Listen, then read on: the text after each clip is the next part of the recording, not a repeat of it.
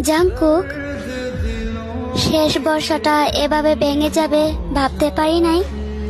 এক পরিমাণ আশা নিয়ে আল্লাহর কাছে বলতাম, এই জন্মে না পাওয়ার ভালোবাসা নিজের একান্ত করে পাবো পরকালে, তাই না খোদা?